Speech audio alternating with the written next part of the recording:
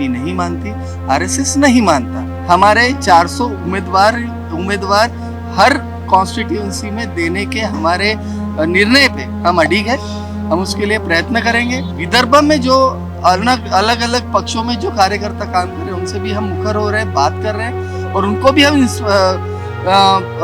Push कर रहे हैं कि आप भी मोटिवेट कर रहे हैं कि आप भी इस तरीके की जो बैलेट से चुनाव हो उसके लिए 400 के ऊपर कैंडिडेट देने का आप भी प्रयास करें। आकाश सर, जैसे अभी आपका जो प्रेस कॉन्फ्रेंस हुआ उसमें आपने बताया कि हम लोग 400 से ज़्यादा कैंडिडेट खड़े करने वाले हैं। एक तरफ मोदी जी भी बोल रहे हैं कि 400 पार होना है, आप लोग 400 कैंडिडेट खड़े कर रहे हैं। कहा यह जा रहा है कि 400 कैंडिडेट से ज़्यादा अगर खड़े होते तो बैलेट पेपर पर होगा, लेकिन पूरे 400 के 400 लोगों का बैलेट पेपर पर वोटिंग होगा या फिर जो एक्सेस लोग हैं उनका होगा?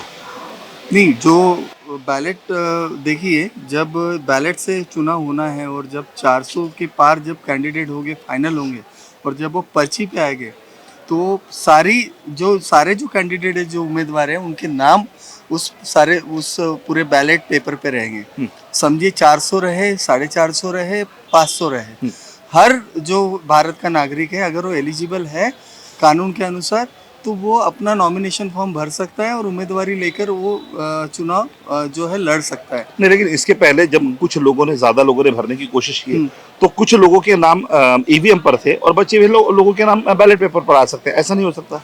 ऐसा नहीं होगा।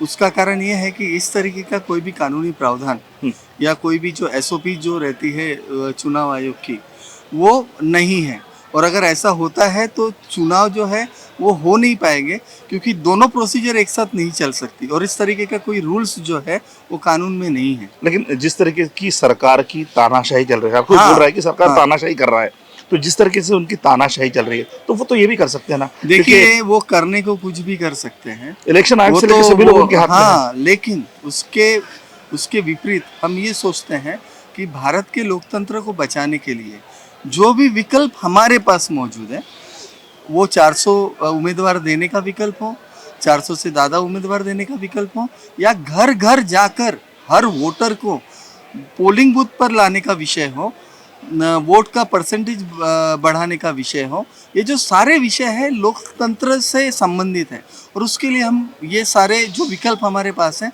उन सारे विकल्प का हम लोग उपयोग करेंगे। और ये अभी स्पष्ट हो चुका है भारत में ही नहीं तो दुनिया के अंदर कि लोकतंत्र में जो भारत का लोकतंत्र है उस भारत के लोकतंत्र को मोदी जी नहीं मानते, बीजेपी नहीं मानती, आरएसएस नहीं मानता, और इस कारण वो जो भी करते हैं वो गैर कानूनी ही करते हैं। लेकिन उस गैर कानूनी काम को कानूनी जामा पहनाने का काम बड़े दुखद अंतकरण से कहना पड़ रहा है कि यहाँ के न्यायालयों के मार्फत हो रहा है, जो कि लोकतंत्र की सीधी सीधी हत्या का मामला बनता है। अभी जैसा प्रेस कॉन्फ्रेंस में एक विषय उठा था, सुनील केदार जी ने कहा था कि इस तरह की 8000 फाइल्स पेंडिंग में पड़ी हुई है, उसके अभी तक रिजल्ट नहीं आया, तो क्या लगता कि अभी तो कुछ ही दिन बचे हुए हैं? देखिए, आचार संहिता के बाद तुरंत अप्रैल महीने में वोटिंग शुरू हो जाएगा, तो क्या ये संभव है? सवाल ऐसा है कि संभावना तो बनते हुए दिख रही है।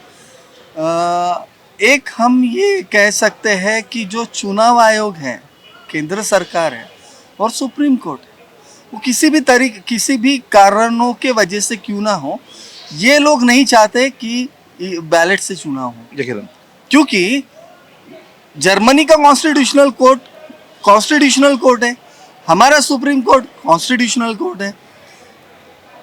इंडियन एविडेंस एक्ट में प्रावधान दिया हुआ है कि अगर दुनिया के न्यायालयों का अगर कोई जजमेंट है तो एज अ गाइड के तौर पे उसको उपयोग में लाया जाए।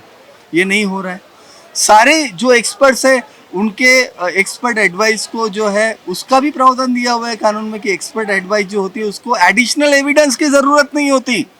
ये सारी चीज़ें होने के बाद भी अगर सुप्रीम कोर्ट, चुनाव आयोग, केंद्र सरकार, आरएसएस, मोदी अगर इस तरीके की अगर गैर कानूनी कार्रवाई कर रहे हैं और उनके पास ये सब करने के लिए बहुत जो है युद्ध सामग्री होगी भी, फिर भी हम तो नियत्ते हैं, लेकिन हम हमारे देश से प्यार करते हैं। हम चाहते हैं कि हमारा देश बचे, और हमारा देश तभी बचेगा जब भारत का संविधान बचेगा। भारत के संविधान के टुकड़े करने का जो इनका प्रायोजित कार्यक्रम है उसको हमें नहीं पता हम लोग किस हद तक जाएंगे, कहाँ तक हम जो है यशस्वी हो गए, क्योंकि ये लड़ाई जो है, ये लड़ाई आम मुद्दों की लड़ाई नहीं है, खास मुद्दे की लड़ाई है।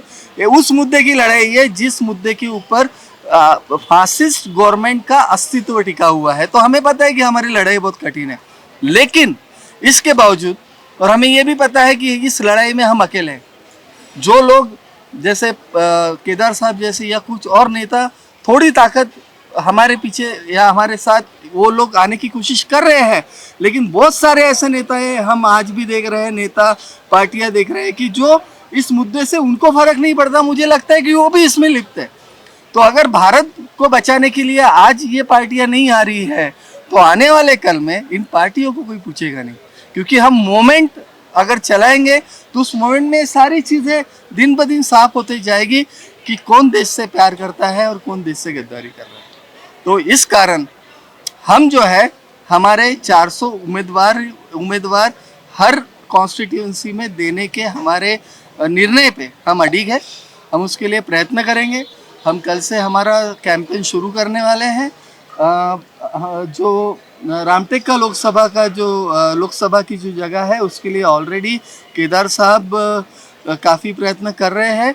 हम भी नागपुर के काफ़ी लोगों से, नामचीन लोगों से हमने बात की, और उसी के साथ विदर्भ में जो अलग अलग पक्षों में जो कार्यकर्ता काम कर रहे हैं, उनसे भी हम मुखर हो रहे हैं, बात कर रहे हैं, और उनको भी हम पुश कर रहे हैं कि आप भी मोटिवेट कर रहे हैं कि आप भी इस तरीके की जो बैलेट से चुनाव हो, उसके लिए 400 के ऊपर कैंडिडेट देने का आप भी प्रयास करें। तो ये हमारी जो कोशिश है, ये शुरू है, और कोशिश पे दुनिया कायम है।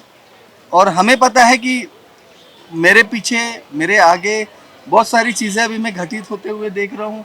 हमारे संगठन को भी काफ़ी हद तक जो है प्रेशराइज करने की प्रक्रिया शुरू हो चुकी है, बदनाम करने की प्रक्रिया शुरू हो चुकी है। लेकिन मुझे लगता है कि अगर हमारे जो इरादे अगर संविधान को बचाने के लिए मजबूत है, तो हमें कोई रोक नहीं पाएगा।